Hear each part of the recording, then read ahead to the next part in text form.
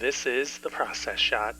I'm Michael. I'm stuck in a haunted movie theater, and I'm not sure if I can talk much about this movie without infringing on copyright.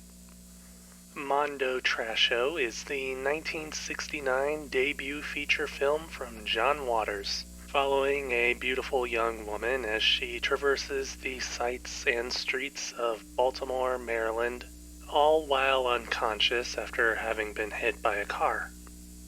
She's carried around by Divine, who ran into her while imagining a hitchhiker buck naked, and, feeling remorseful, tries to have her healed, going as far as to invoke the Virgin Mary and pleading with her to become truly divine.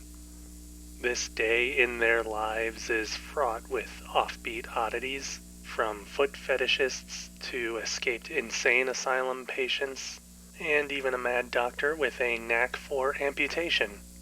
I don't even know if I should mention how this movie opens. Yeah, there's not much going on in the way of a real story. It's more about what you see happening rather than why. In fact, almost all of the movie is told without dialogue, leaving it up to the viewer to figure things out. On the one hand, scenes do go on for long enough that you don't have all that much trouble in that regard, but then some of those scenes go on for so long that it gets rather boring. It doesn't help much that there's very little connective tissue between scenes as well, and events seem to just happen because somebody thought that's what the movie needed.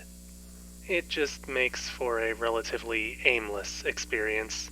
Something with an edge of surrealism, but overall feeling like the filmmakers went out every day for a week or two and shot whatever they could think of filming right there on the spot, without any other planning, all for the sake of making as audacious a film as possible. Mondo Trasho does at least present all of this in a rather bold manner, even by today's standards. The film lacks live audio, relying entirely on the physical performances and the soundtrack to tell the story. That soundtrack is made almost entirely from unlicensed clips of actual music tracks, from the works of Elvis Presley and Little Richard to classical songs from Beethoven and Wagner. Perhaps the most surprising thing about this decision is that it works out very well, both for storytelling and the film's overall surreal tone. The clips being used are able to paint an idea of the emotional state of the characters or the events in question, effectively reappropriating or recontextualizing the original music for this newer work. I don't think it would hold up in court, but that's besides the point. The haphazard and almost random music selection adds a layer of irony to some of the film's visuals as well, putting harsh or eloquent music over what might be deemed as inappropriate for such a choice. It can't quite make up for the other lack of a strong story, but it certainly gives you something to pay attention to, especially when the use of music finally clicks and the format falls into place.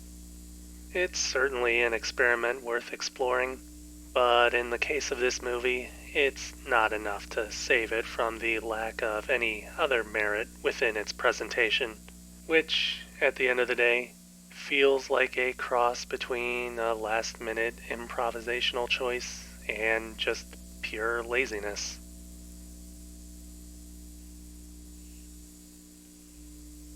Mondo Trasho. John Waters, 1969. 1.5 stars. I wouldn't say it's worth watching.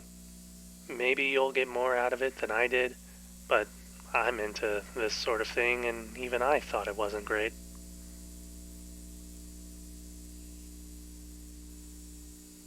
That's it for me. If you liked this review, leave it a like.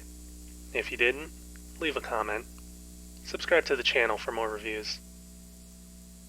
Come to think of it, you could probably remake this movie through something like TikTok and get away with it. They don't care for copyright at all.